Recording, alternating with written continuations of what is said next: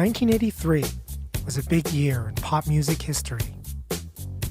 The year opened with the release of Michael Jackson's single, Billie Jean, which catapulted his album Thriller to number 1 on the Billboard charts for 37 weeks, on its way to becoming the best-selling album of all time. Meanwhile, hip-hop music was slowly rising out of the New York underground, and Tommy Boy Records was trying to ride the wave of their hit release, Planet Rock, by Africa Bambaataa and the Soul Sonic Force, with a follow-up single, Bambaata's Renegades of Funk. But there were 2 lesser-known productions from 1983 that had brief moments of novelty fame and then faded away. Forgotten, and not even considered musical works in their own right, these 2 records would turn out to be the seminal works of a whole new genre that emerged 20 years later during the rise of social media. Today I'm going to tell you about those 2 records and how the genre they created really speaks to a lot of the anxieties that philosophers have had about pop music. You're listening to Hi-Phi Nation, a show about philosophy that turns stories into ideas. I'm Barry Lamb. Today I'm doing a show about the philosophy of music. We're going to look at a very peculiar genre in pop music. Some really old dead philosophers who hated pop music would have a really hard time making sense of this particular genre. It's Music and Philosophy Day on Hi-Phi Nation. Stay tuned. I do think that there might be sometimes a tendency to equate a band or an artist that does something new with a whole new genre. Whether it's a genre or not depends on whether other artists want to follow that person. If they don't, that's not a genre, that's just an interesting outlier. That's Chris Bartel, philosopher of music at Appalachian State University. Here's the first interesting outlier from 1983 that didn't become a genre until 20 years later.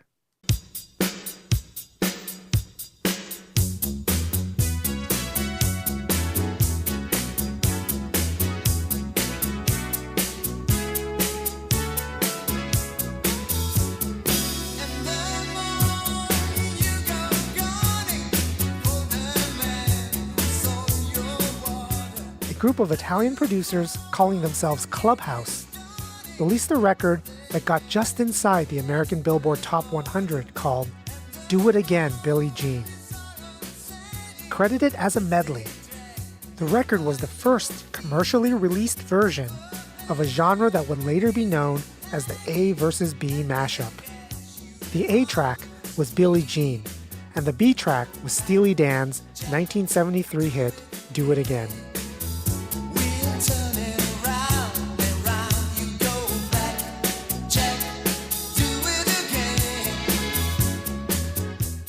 My name's Christine Boon. I'm a music theorist. I'm an assistant professor at the University of North Carolina, Asheville.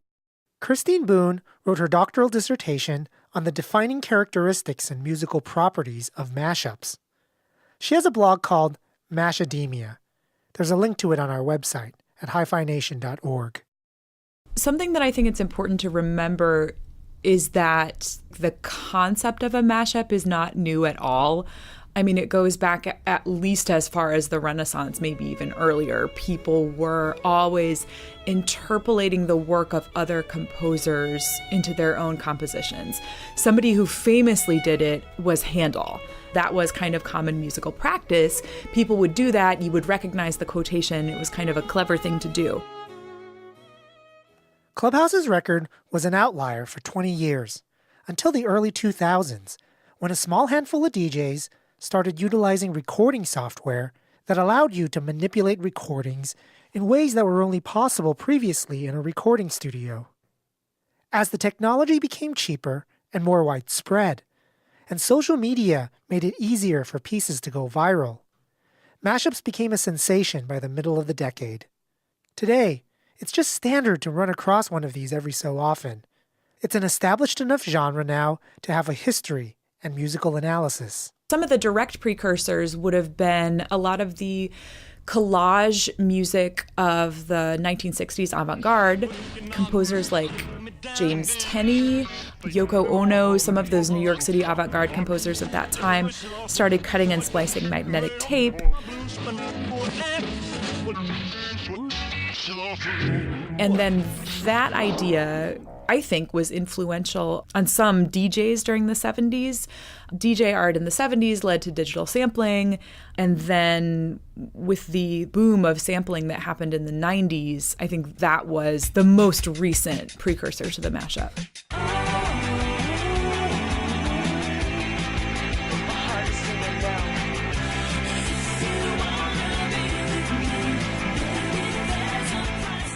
A stroke of genius. Mashing up the strokes, hard to explain, and Christina Aguilera's Genie in a Bottle was one of the firsts in the new generation of A versus B mashups in the early 2000s. Christine Boon writes that there are a total of 5 rules that make for a mashup, all of which Clubhouse's record also had back in 1983. Mashups always use more than one song, which is important. That's where the name comes from. We are mashing up at least 2 different things. If you are only using one source song, changing it, layering it upon itself, etc., that's fine, but I would call that a remix. I wouldn't call it a mashup. There isn't going to be any new material in a mashup. Somebody would work only with already existing recordings. With a mashup, recognition is kind of key to the genre. If you can't recognize that it is a mashup, it can't possibly have the intended effect upon you as a listener. Mashups have to have vertical interaction. You've got to hear 2 songs happening at the same time for it to technically be called a mashup. A medley only has horizontal interaction. Horizontal interaction means that a song gets integrated with another song, one after another, in time, with the 2 songs overlapping in time to a very small extent, or perhaps not at all. Clubhouse's innovation was so new in pop music production that there wasn't a name for it, so it was just closest to a medley, and that's what they called it. The vertical interaction in an A versus B mashup is total. The entire track requires one aspect of a song, song A, played simultaneously with another aspect of another song, song B. There are other properties that make for a mashup that Clubhouse's record also has. Often it is the instrumental background from a single song and a singer from another song. It doesn't have to be that way, but that often happens in a basic mashup.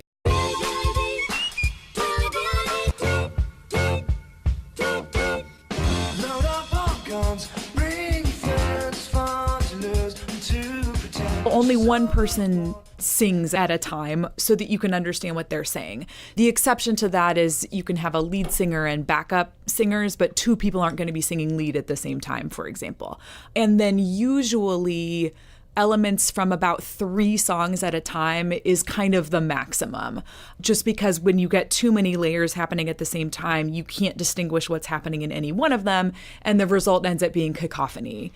And so relatively simple texture, or as simple a texture as would happen in a normal pop song, is kind of the rule. Number 5 is at least one of the songs used to make a mashup will be a popular song, usually with lyrics. Above all, mashups are pop songs and not artistic collage pieces. They're meant to be danced to, they're meant to be fun. Oppan Gangnam Style.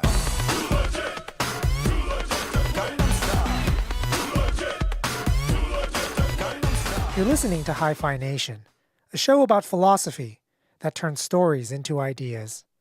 I'm Barry Lamb. It's challenging to think about whether A versus B mashups are works of art or something else. If mashup DJs are just that, they're DJs, then they're displaying works of art, not making them. Or if you're the music industry, mashups are just forms of plagiarism and stealing. But notice that mashups can't be all of these things. If you're displaying a work of art, then you're not plagiarizing or stealing it. The point of plagiarism is to pass off part of a composition or recording as your own artistic expression. But a mashup requires you to recognize the source materials and know what they usually sound like. If you're plagiarizing, then you're not mashing. So in this way, mashing is more like displaying art.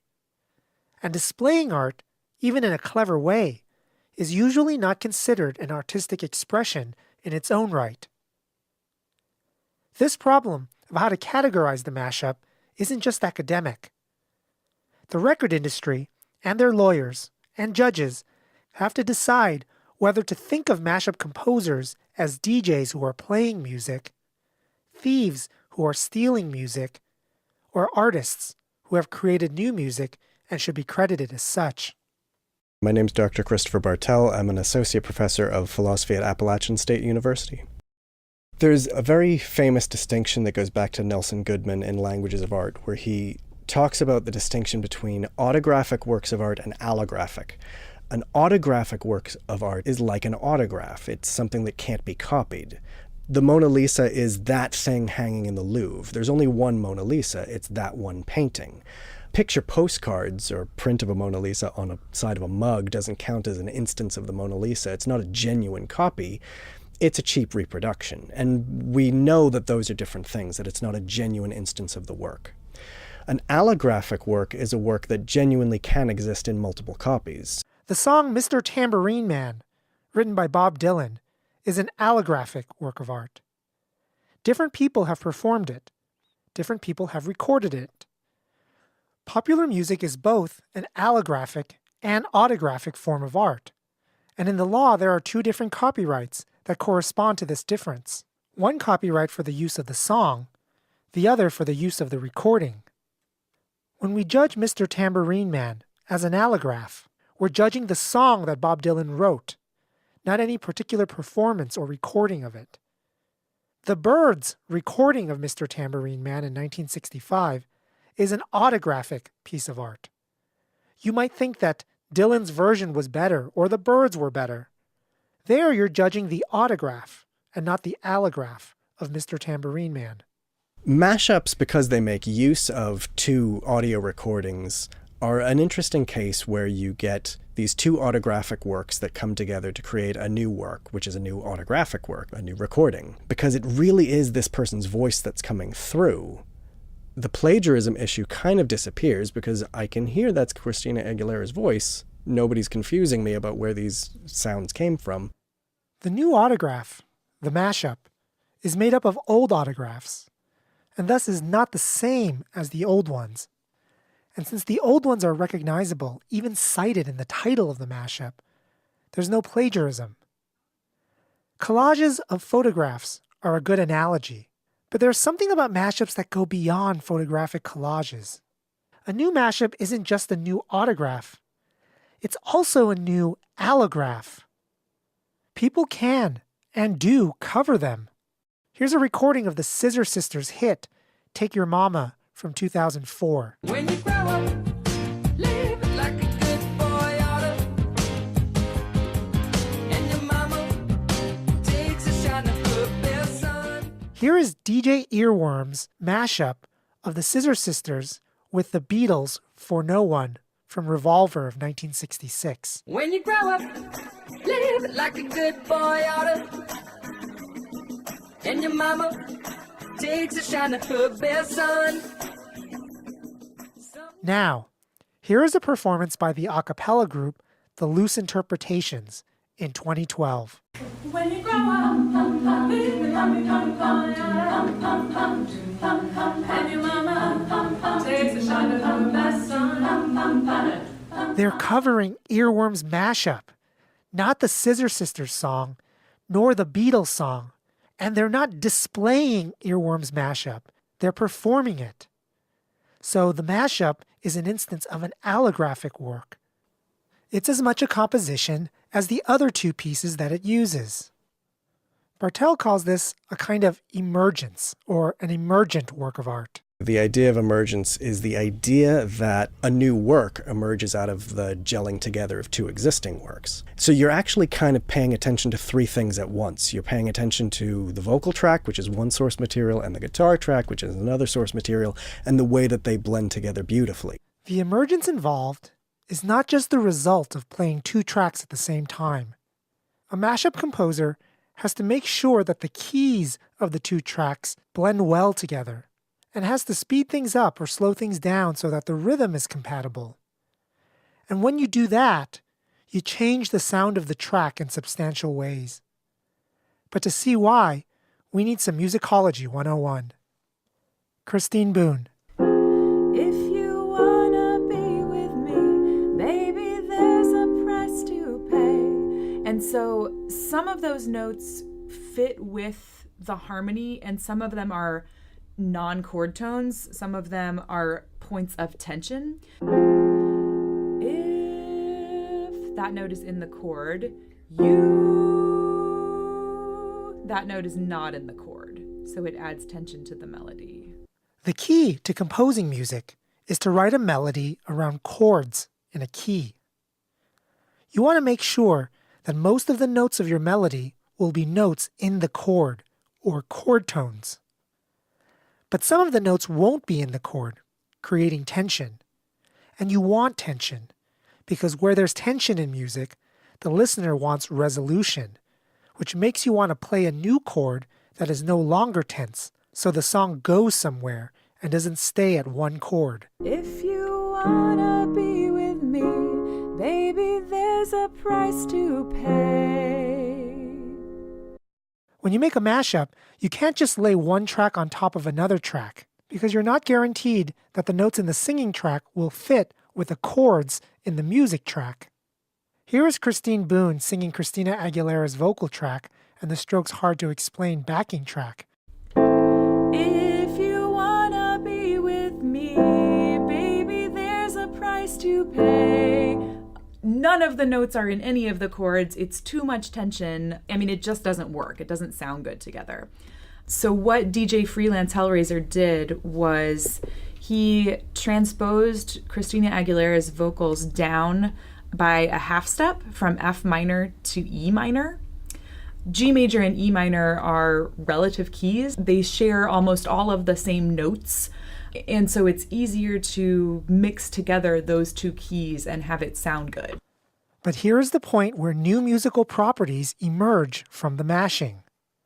When you alter the key of a pre-existing singing track to make it fit with a pre-existing musical track, you change the aesthetic quality of a track by changing the points of tension and resolution. When I recontextualize that and transpose it to G,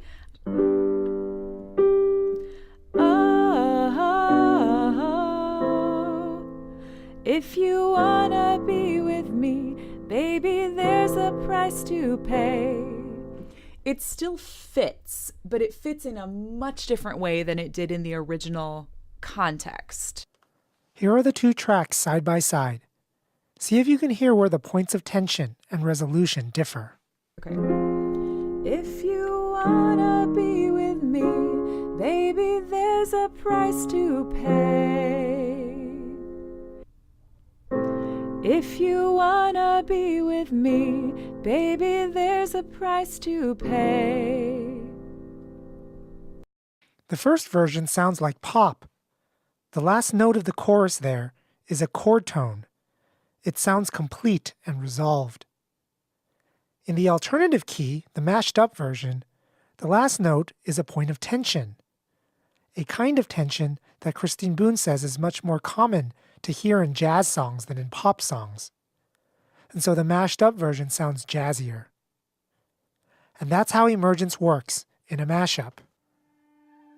When an a cappella group wants to cover the mashup rather than the original versions, they're appreciating the new rhythmic and tonal qualities of the mashup on its own terms. That's the sign that the mashup is judged on its own terms as a musical composition and as a musical autograph. I've never seen a diamond in the flesh. I cut my teeth on wedding rings in the movies. You're listening to Hi-Phi Nation, a show about philosophy that turns stories into ideas. I'm Barry Lamb. Another critique of the mashup comes from problems that people have with pop music more generally. Theodore Adorno was Western philosophy's most prominent critic of popular music. Theoretically, the mashup could be the best example of everything that's horribly wrong with pop art. It shows that all pop music sounds the same. It shows that the consumer of pop music is being made dumb by the music, where the only mental skills you're using is finding something you recognize and then rejoicing at having recognized it. It shows that music makers have lost all sense of skill in musicianship, repackaging what has already been done with slight differences and selling it to an unsophisticated public. It's actually a lot like today's critiques of fast food. And you hear this all the time. It's not food. It's mass-produced. It's engineered by a large industry to be addicting. It makes us completely unable to appreciate good food. In fact, isn't it interesting that our appreciation in art and music uses food metaphors? We talk about people who have good taste or bad taste.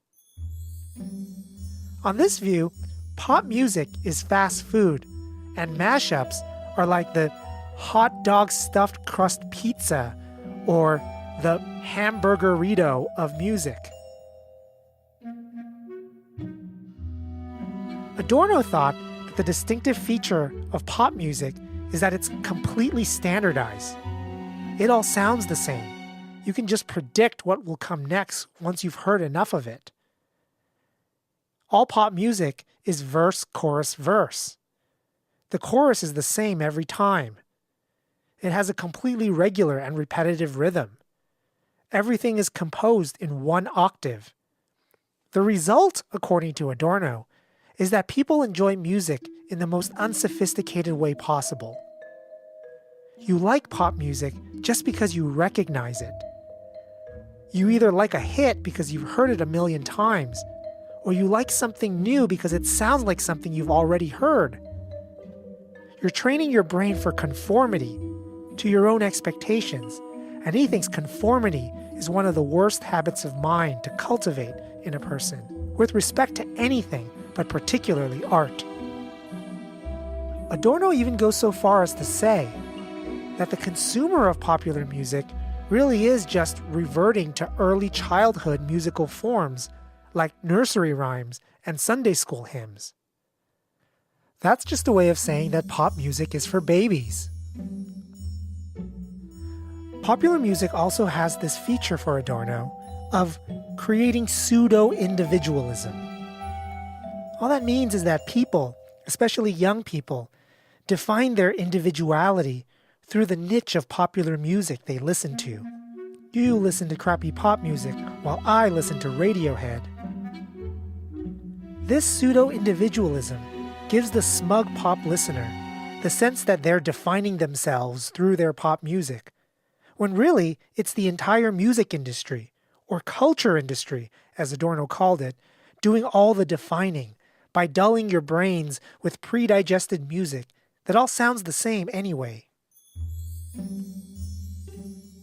Ultimately, Adorno thinks all of this is bad because, as consumers of pop, we end up being conformist, unsophisticated drones in a cultural and political totalitarian state with our identities and preferences defined for us.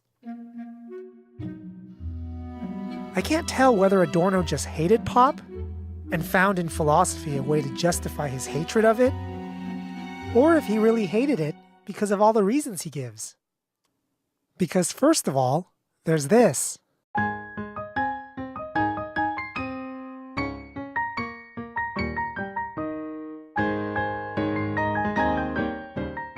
The composer Grant Woolard on YouTube mashed up 57 pieces of classical music in one track, and then made a follow-up where he mashed up an additional 53. So talk about what all sounds the same.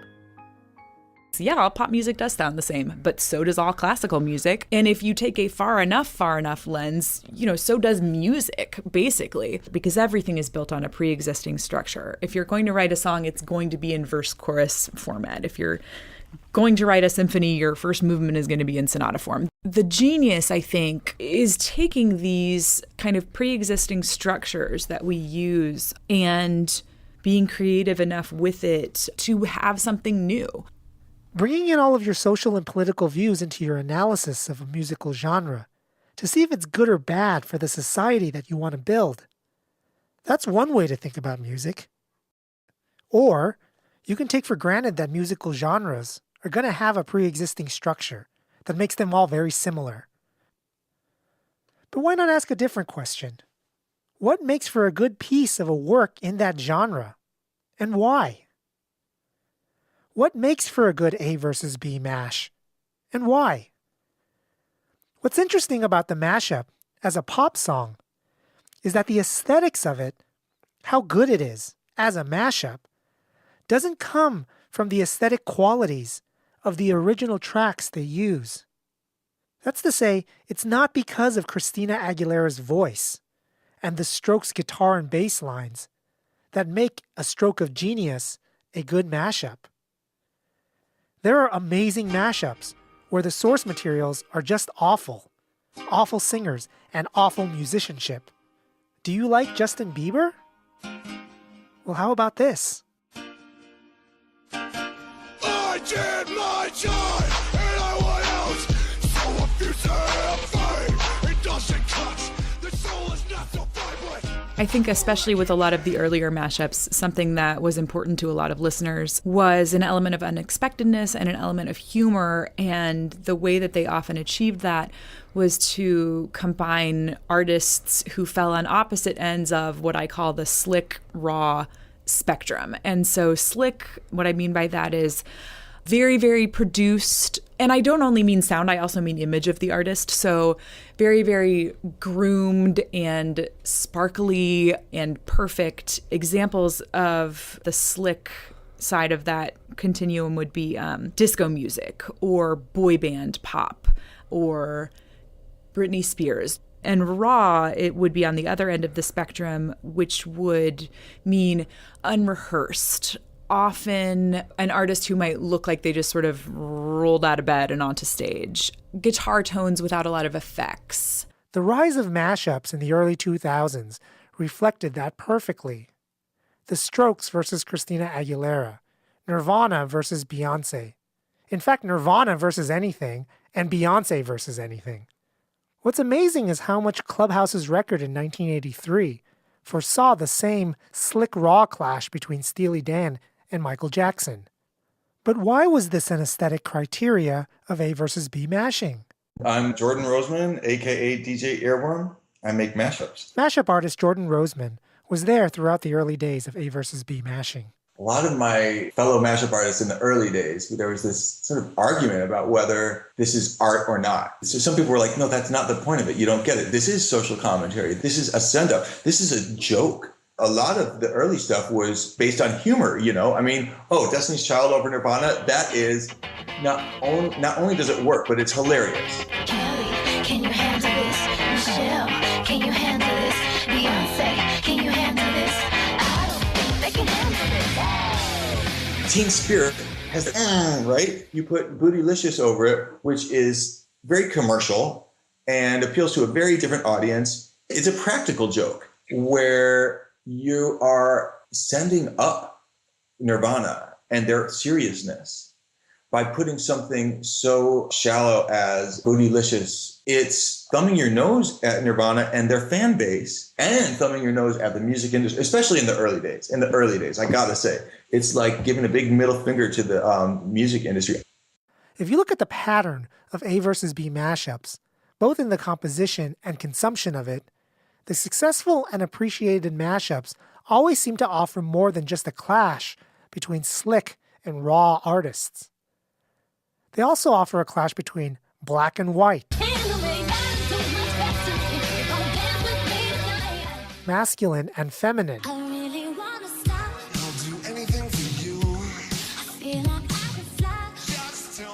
old and young,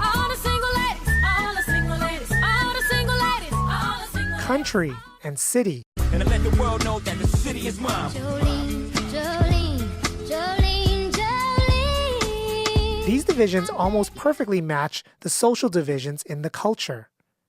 And that's not surprising if you think that the music that we consume are markers of social groups, by either reflecting existing social divisions or, if you're Adorno, creating them. The fact that a listener of a mashup has such a strong reaction of amusement speaks to the recognition that these divisions between musical genre and the social divisions they reflect just aren't boundaries that are crossed or transposed or paired so blatantly. It's like an old grandma who raps or little children rocking out to death metal. It's also hard to know who exactly is supposed to be getting the middle finger in a mashup. Is it fans of slick music or fans of raw music? The more I listen to these things, the more I think the funniness isn't really at the expense of any one group or fan base.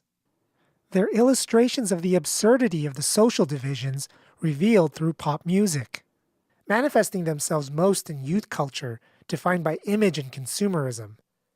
I actually think mashup artists and their fans are simultaneously making an Adorno-like critique of the culture of pop while still enjoying the music of pop. It's a testament to millennials that they took an obscure record from 1983 and turned it into a trend of openly defiant social commentary. But there's one last critique of the artistry of mashups. How can it be art if it's neither a skillful piece of musicianship nor an inspired expression of songwriting? To respond to this, we have to go back to 1983, to the other novelty production that happened in that year.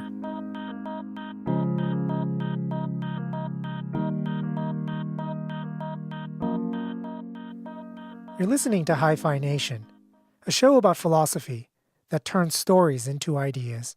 I'm Barry Lamb. My name is Stevestine. I'm an audio producer and, married with 2 cats. Stevestine was an advertising guy and music lover and DJ in his early 30s during the early days of hip-hop in New York City. The Roxy was a converted bus garage on West 18th Street that had become a roller rink. And it was huge. It was almost a block long.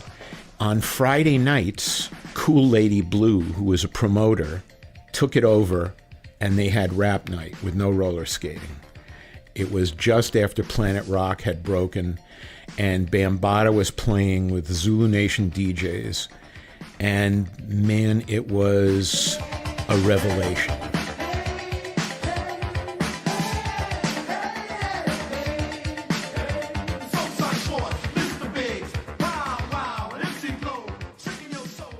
The other person in this story is Douglas DeFranco, a friend of Steve's and fellow audio producer in New York City. Douglas at the time was working in a radio production studio on West 45th Street.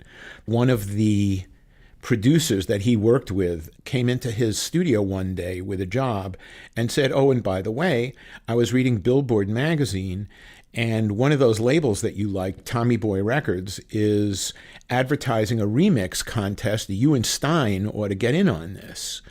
And it was a remix, Play That Beat, Mr. DJ, and it was, this contest. And we looked at it and it was like, no.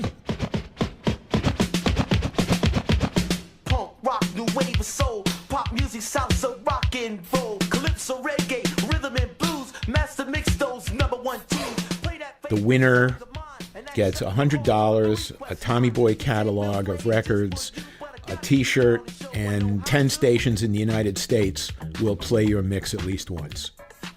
He came by my place, and we picked up, I guess, about a half a dozen crates of my records. Friday night, Saturday, and Sunday, we worked on this mix. That mix, done that weekend in 1983, eventually became the first in a series of 4 mixes done by Douglas DeFranco and Steve Stein, or Double D and Steinsky, called The Lessons.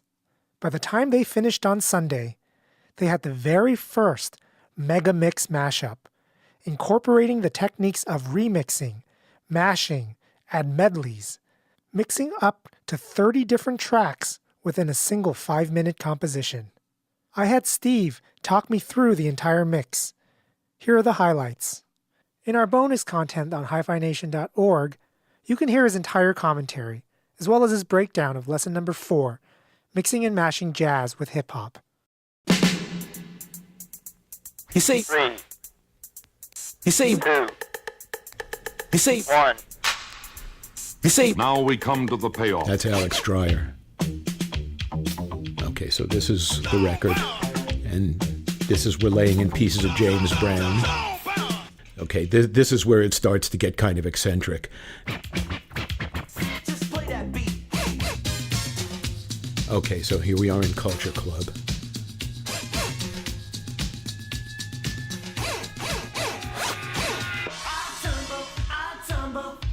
And you know, you really have to admire Douglas's ability, man, at the timing on everything. Fabulous. Everybody gets this wrong because they think it's Little Richard. It's not. It's Rufus Thomas. Supremes. This blew everybody's mind.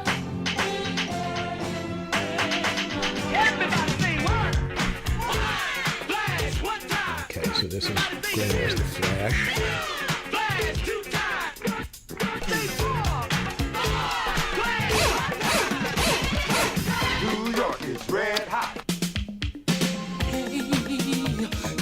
This is the Peach Boys. Okay.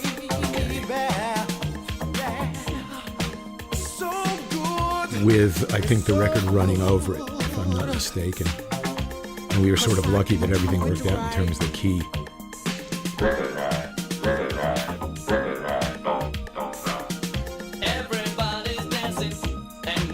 That's Conk.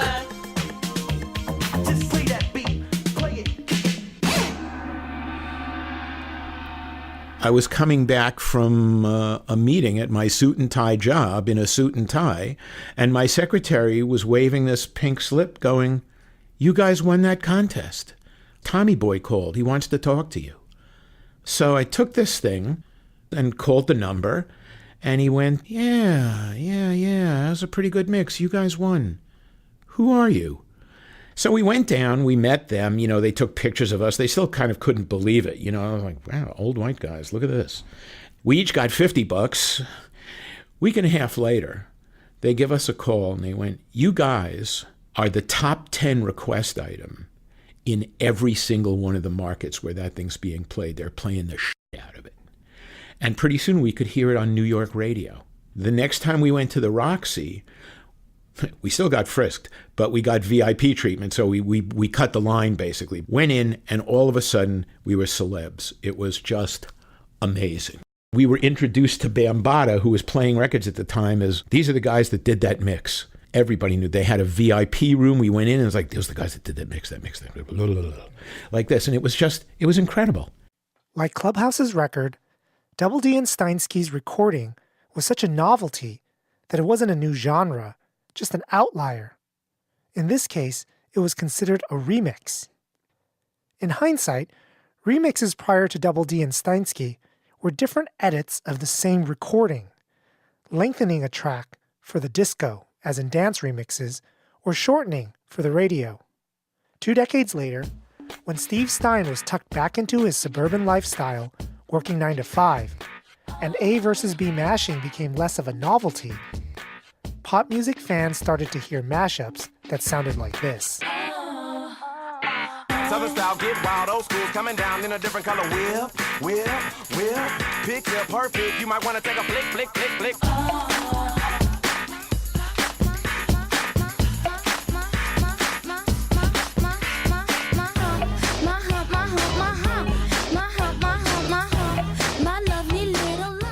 And this.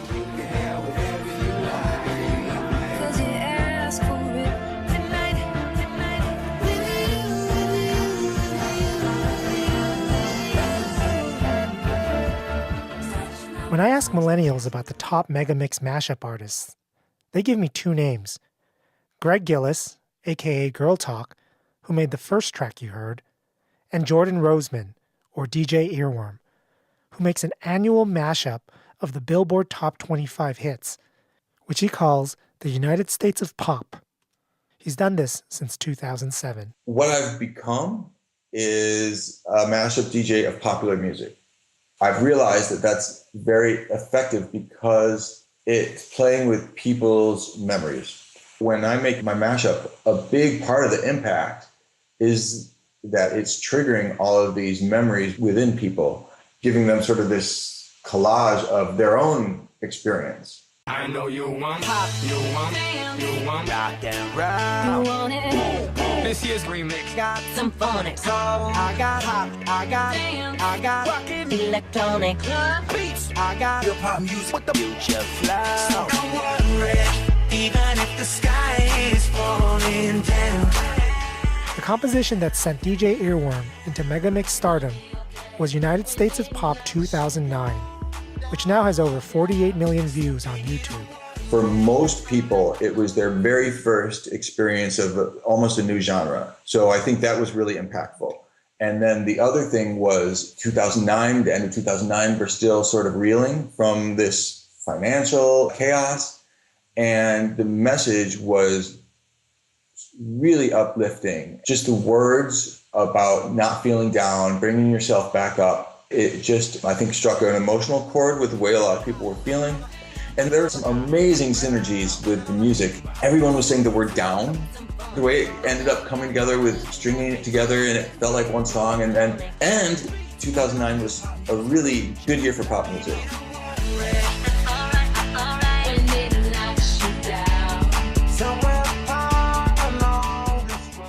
The development of the genre of mashing over 10 years shows an interesting trajectory. A musical trend that started as a subversive act in response to the industrial model of music production has become an art form that is recognized and appreciated for its skill and knowledge. I'll sometimes mathematically try to figure out what tempo is going to do the least damage. And then I go in and I do the musical analysis and figure out what key am I going to be in that's going to be most compatible with the most songs. I kind of do a spreadsheet. From there, I start just sketching in that key. The ancient Greek word for all of this is techne. It's a very classical view of art, where art is a matter of knowledge, skill. Techne, or technique, applied to raw materials. In this case, it's knowledge and skill applied to other recordings, to create something with an end or goal. In A versus B mashing, the end is to ridicule social divisions. And in Megamix mashing, it's to create a snapshot of a generation's experience of popular culture. This way of looking at art sees art as craftsmanship rather than as inspired expression. Adorno would still hate it, and pop music lovers would still hate Adorno. But I think the real basis for Adorno's critique is something we all have in common. I went back to all of Earworm's end-of-year mashes on YouTube and read the comments.